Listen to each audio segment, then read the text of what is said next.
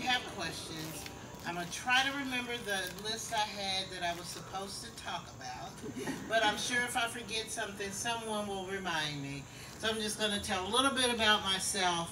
I'll make it a briefer version, why I'm running in the platform, and then talk more specifically about my crime platform, but not in a great detail. You can now find more detail about it on the website. We rolled that out.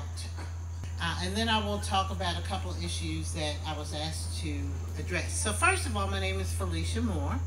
And yay, Felicia! Okay, thank you. And I'm currently the president of the city council, and I'm running to be our next mayor.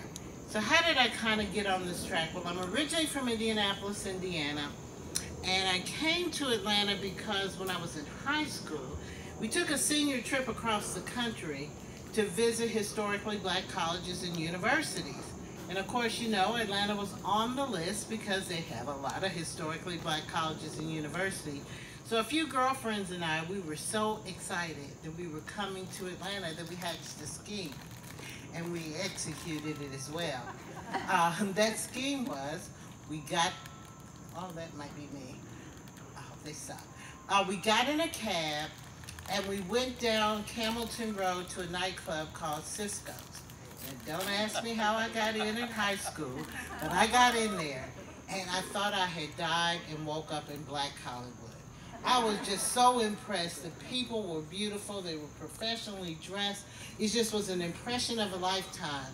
And I said, oh, if I ever move from Indianapolis, I am coming to Atlanta.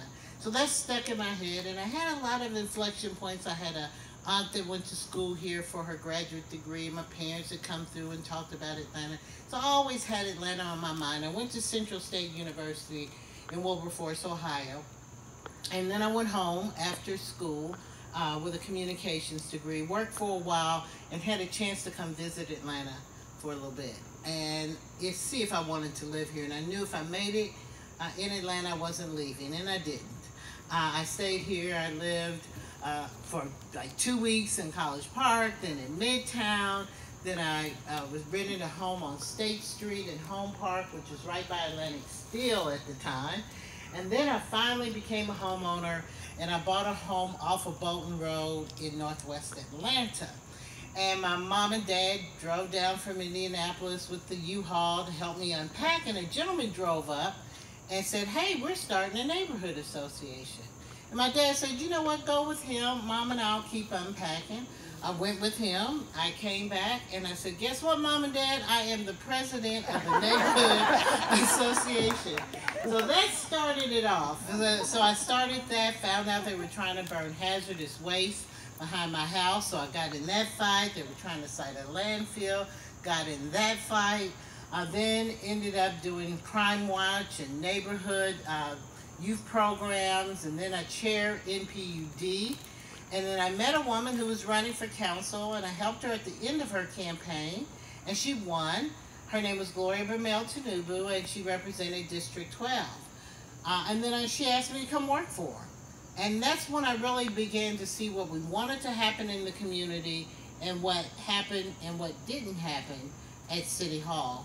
And so after a while, I couldn't get my council member to address the things that I knew needed to be done. So people started saying, run for council, and I did. And I am so glad that I did, because I represented District 9 for 5 terms.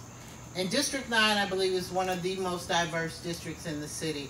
It's the only district in the city that actually goes from Buckhead to Bankhead, or Donnelly Hollowell was what it's called now. And so I had the pleasure and honor of representing not only a large Latino population, but people from different backgrounds, ethnicities, income status. But one thing I found, and try to make sure everyone in the district, no matter what side I went on, knew that everyone wanted the same thing. They wanted a representative that was going to show up to the meetings, that they could reach out to, that would be accessible, that would respond to them. And I did all that. But really, when you elect a council member, people don't realize what you're really electing is someone on the legislative side to be that check and balance to the mayor and the executive branch of government. And I did my job in doing that. And I was honored to serve with Lee Morris over there Uh, he was a great council member, and we fought many battles on the same side when he was at city council. And so I did that job. And then I decided to run for council president, which I'm serving now.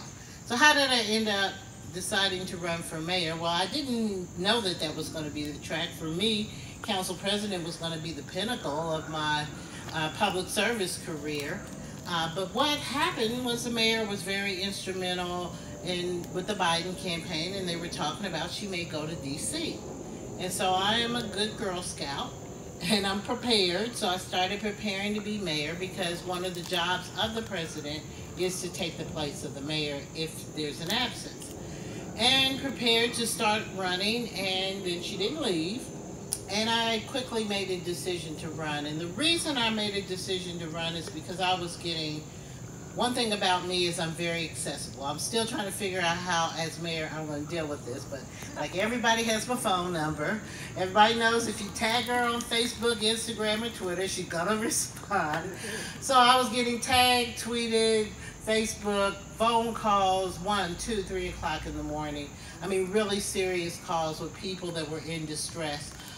You know, from crime, and they're waiting on the police, or something just happened to them, or they're trying to get something done. And also at the same time, it intersected with a lot of calls I was getting from city employees. One thing that I did, because that's the way I got around mayors who didn't like me very much, is I made sure that I knew the people on the ground who did the work. So if I needed something done, I could call them, and I could go around the normal channels.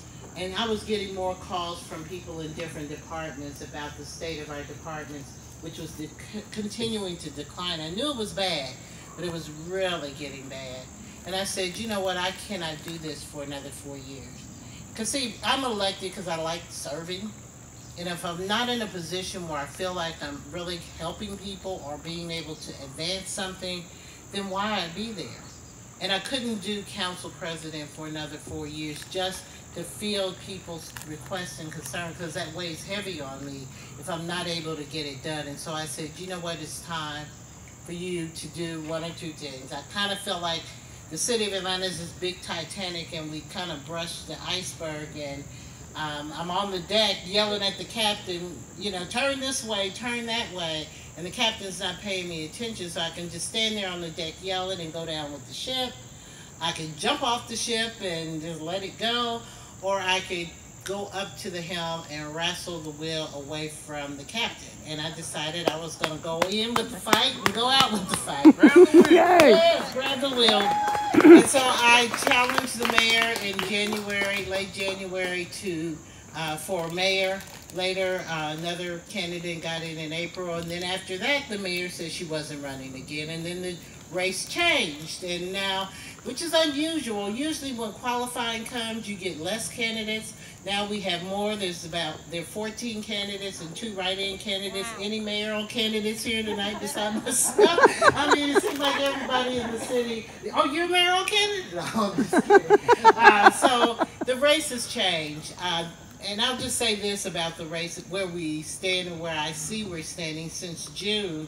All of the polls that have been publicly released, including one we have done in our campaign, says that this is a 2-person race. Now, things can change because people have now come up on air, but at this point, it's myself and the former mayor, so just keep that in context.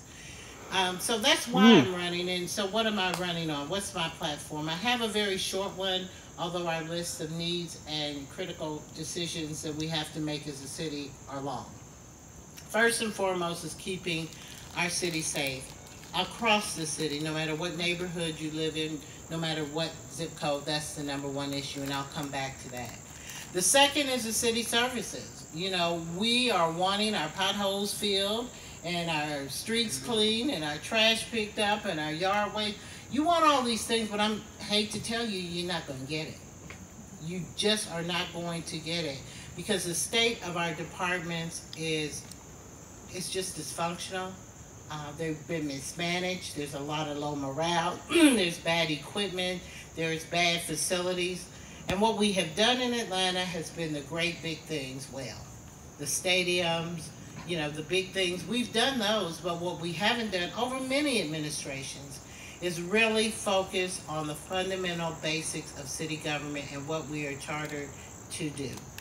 And it's easy for us to put patches on it, but we really haven't started from scratch and really built that up. And that is the kind of work I want to do. It's not the glamorous work, but it's really the work that needs to be done for the future of our city.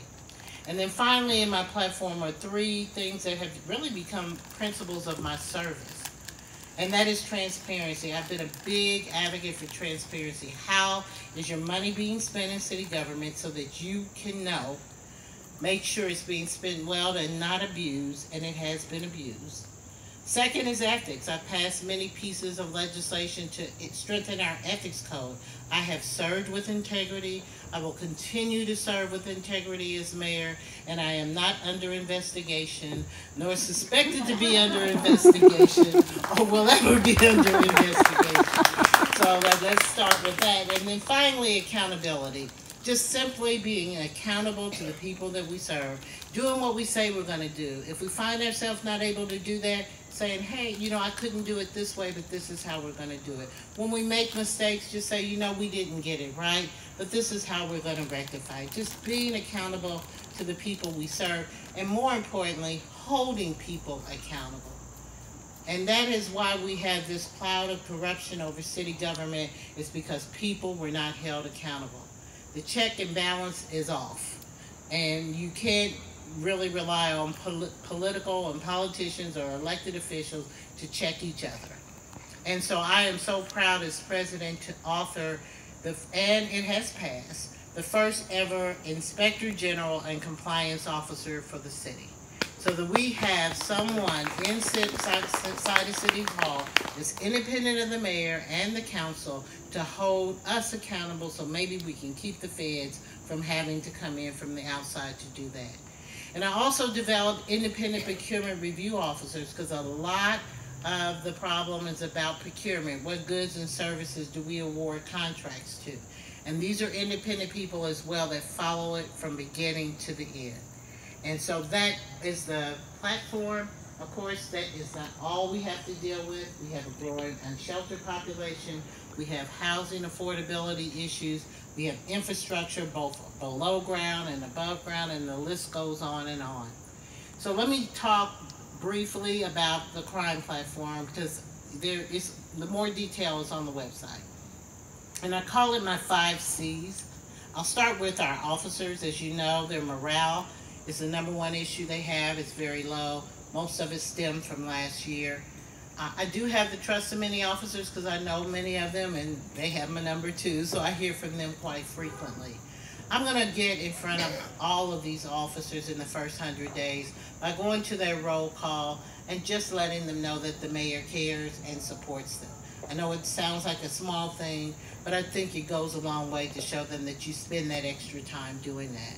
I'm also going to open up a line of communication so I can hear from more of them than just maybe the dozen or so that know I'm accessible and have my phone number. The other thing I want to do is to make sure we get good leadership in the department. Leadership that they can trust. So when I'm elected, I will get a good interim chief, but I'm also going to open up for a national search so that we can make sure that we're getting the best chief that we can have. One that's going to work very hard every day to keep us safe, but also where citizens, when they're interacting with police, feel safe in interactions with their police officers. And so immediately, to get more officers on the street, what I want to do is to see if we can incentivize some of those officers that have retired to come back. They would get their retirement pay, and they would also get the pay that we would give them, maybe on a contract for a year or 2, to give us some time and breathing room to recruit more officers and get them back on the force.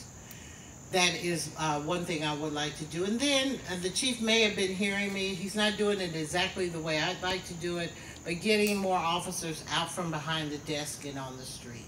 I want them to at least spend 1 8-hour shift a week out on the street until, in the long term, we can look at making more of those positions civilian positions so that we can get our officers out on the street. But we can arrest everybody in the world, but what happens when they go to court? And so, as I'm sure Lee intimately knows, the backlog that is happening in Fulton County Court system. Any way that we as a city can assist, we should try to assist because it's impacting our safety. But we also can do one thing very quickly. And we have Atlanta City Detention Center, which is a 1,300 bed facility that has maybe 20 to 50 people in it a night. We can allow, even though this administration has said no, the sheriff to have the 500 beds he's asked for, and maybe we can even come up with a more longer term solution where we can sell it to Fulton County if they're interested and do a lease back so that we can have space in it for our municipal offenders. I think that that's something we have to do. I went to Fulton County's jail on Rice Street and it brought me to tears. It is inhumane the way that they're keeping people. And you have to keep in mind as well that many of the people that are there are waiting trial. And so they are technically innocent because they haven't been proven guilty. So we can do better. And then the other things that we can do is if somebody's a first offender or even if they are a repeat offender who has served their time, what can we do with the resources we have with our workforce development agency to get them in job training if they choose, and to help them find a more productive life? Now that's a personal choice. So they will either choose to do that or they'll choose to go back to jail if they get caught. But I do think that there are many inflection points that we can work with our courts. The third area is code enforcement. Our bars, our restaurants, our nightclubs and lounges. Now I understand I love a nightclub. Haven't been in a while, but I do. That's what attracted me to Atlanta. And they're a great revenue source for our city, and they're definitely part of what makes Atlanta great, particularly for people who visit here. So this is not an attack on that industry. But there are some very good players, people who are playing by the rules, who are also being impacted by those that are not. And so the council got so upset about all of these complaints that they asked for an independent audit. And one of the takeaways of that audit was 50% of the license permit people who were to enforce the law, 50% of those positions were vacant. So you have complaints that have never been investigated, people who have been cited that not been reinvestigated, nightclubs that were asked to be closed down that have been sitting on people's desks. So we're going to immediately get that function working. I kind of liken it to that parking space that says no parking, and you go there and you park there and you get away with it, you know, you don't get a ticket, and the next time you go there you say, oh, I don't get tickets, I'm going to park there again. And you keep doing it until you get that ticket. And what has happened is there's been this permissive attitude that you can just do what you want because nobody's going to come and investigate. Nobody's going to come inspect. Nobody's going to cite it. So we're going to tighten that up and we're going to enforce the laws. And then the other area, the fourth C, is our children. And, you know, that's really important that we lean into that because not only do we need to resolve crime here and now, we need to also start working on it for the future as well and making sure that our kids have opportunities. I didn't mention, I forgot to mention as well with the cops, the one thing I want to take off of their plate is being able to, having to respond to behavioral and mental health issues, to have a 24-hour response team that are not officers, that do not have badges and guns, that can help in those situations. But with our kids, I want to work with the public schools, and I know everybody says that, but I really want to work with the public schools. One idea of many that I have is for us to pilot in one of our more challenged neighborhoods, a recreation center with the school. Have the schools drop the kids off there with their buses and after school. Let the kids go in, help them with their homework, feed them a meal, let them do recreation, bring some STEAM activities or other things that we can expose them to. And then later in the evening, in partnership with APS, the school buses come and pick them up and take them back home. And why is that important? It's important because in many of these neighborhoods, when they're going home, there's no one home. Mom is working, dad is working, and they can find themselves being put in gangs or getting into activities that they shouldn't. Because I know when I was a kid, if mom and dad wasn't around, who knows what I would be doing. So we want to help keep our arms and eyes on our kids. And I have many other ideas. Also, these kids want to earn money. So through our Workforce Development Agency, let's get our summer jobs program back up. Let's give them an opportunity to learn and to be productive members of society. And then the final piece is the community. That's all of us sitting here. You know, we have a role to play. It's not all about who the chief is or how many officers we have or who the mayor is. It's about us being involved and engaged in preventing crime and fighting it as well. You remember I said I was a neighborhood president, and one of the proudest moments we had is when we got that neighborhood watch sign up in our neighborhood. We've got to lean heavy in that, go back old school and start doing that again. Neighbor watching out for neighbor. Businesses watching out for businesses. High rises and apartments. We all can play a role in fighting this crime that is upon us, because it doesn't have to stay that way if we all work together. And we can do it all together. So there are a couple other issues, that's my crime platform, that people asked me to address. And one of them was the city of Buckhead, or the proposed city of Buckhead. A part of Buckhead cutting itself off from the whole body. And I do not support it, of course. We are Atlanta, so we're all Atlantans. And thank you, I appreciate that. So, you know, I really want to be that unifying force in the city, and I will, what am I going to do? So I usually ask, well, what are you going to do about it? How are you going to stop it, etc. So here's what I say to people. You know, people do have a right to decide their determination. So I'm not mad at them. They're mad about crime. They're mad about the money that they pay for services that they're not getting. And frankly, it's not a big secret that you go on another side of town and they're mad about the same thing. So as mayor, if I address the things that I told you in the platform, I'm going to be addressing it for everyone in this city. And so what I want to do is, one, I will sit with them and talk with them. I'm not expecting that I personally will convince them not to do it. I'm going to be at the state legislature. I'm going to be in the governor's office, the leadership's office. I'm going to be at the hearings, and I'm going to give all of the reasons why they should not do it and why I believe that their outcomes are not going to happen. I won't go through all that detail, but there are a lot of hurdles and obstacles that they have to face. And let's say by some miracle they're able to cross all those, and that area that they carve out that they want to make their own city, they're able to vote. What I want to do by November 2022 is, as demonstrated as mayor, that we can get some things done, that you have effective leadership with integrity, that's working hard every day to get those things done, have some wins, and really be able to convince a majority of the people who are in that area not to support leaving. And I think that's the best that you can do if it gets to that point. And this happened before. Stockbridge, Eagles Landing wanted to cut itself away from Stockbridge, and the voters did not do it. And so there is really precedent for doing that. And really the legislature, while they are flirting with this idea, they are starting a very dangerous precedent by continuing to allow. It was one thing when we were municipalizing counties, but it's a whole nother thing when you have whole cities that you're trying to fragment.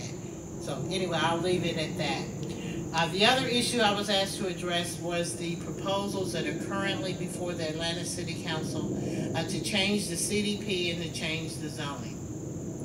I'd heard about it prior to being asked about it, and I said, I don't believe that's going to happen, but they were right.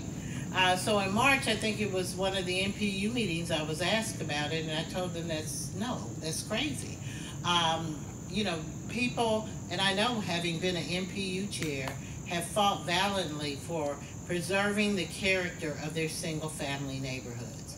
And I cannot see where that will work. I'm not for a blanket anything. One size doesn't fit all, and you can't just allow people to do this by right. Now, what I wasn't aware of, because I do have a meeting with council presidents across the country, that this is not just an Atlanta issue, that this is happening in other places across the country. Some of the council presidents were for it and some of them were not. But here in Atlanta, our neighborhoods are very precious things, and unless a neighborhood chooses to do that, And I don't know many that will choose to do that. I think that a blanket zoning is wrong. So it never occurred in that manner, but it did come back by some legislation that was sponsored by Amir Faroqi to change the comprehensive development plan and to do it within a mile, I believe, of heavy transit. Immediately, I sent a letter to him and the chair of CD and asked them if they would please make sure that there was a lot of engagement and public comment, because people did not even know that legislation was going on. And of course, we made sure people knew, and the council has been inundated with opposition. I stand in opposition of it. Anybody who has emailed my office, which have been thousands of people, have received that, and so I do not support it in any manner, and will not proffer it and let it go farther if it gets kicked down the can to when I am mayor. So I don't know if there's any other specific questions on that other than I am opposed. You have a specific question on that? Yeah. On policing, if I could. Sure. I'm the vice president for the Buckhead Business Association, and my portfolio is public safety. And I interface with Major Censor, who runs Zone 2. And he's, I think, kind of been sat on by the current mayor and prevented to really tell us what's going on. My impression is that the secessionists think they can have a much bigger police force. And I know that Major Censor is saying that he can't hire enough officers. So I'm wondering, under your leadership, would he be able to hire more officers? Would he be able to offer a higher salary? And how do you counter the secessionists' thought that they're going to be the be-all and end-all for hiring police? So we just increased all of our officers' pay by 30%. So our issues with our officer are morale, and they're not trusting the leadership that they're under. It's not necessarily a pay issue. I'm sure it will get to be a pay issue. The second part is there's nothing, I believe, keeping the Atlanta Police Department from hiring people, or anybody saying don't hire anybody. What's happening is law enforcement is not a choice career right now. Over the last couple of years, people are leaving law enforcement as a career and attracting good candidates. You can get anybody off the street, but you want to get good officers off the street is very, I mean, people to be officers who come off the street. And then when, like we just did a 30% increase, what happens is every jurisdiction, even the state patrol, everybody is looking for officers. So I don't know where they're going to magically find these officers unless they're going to pay them real high salaries that will attract them to come to a new force that will make them leave other jurisdictions, because it's probably going to be coming from other law enforcement agencies versus new officers being there.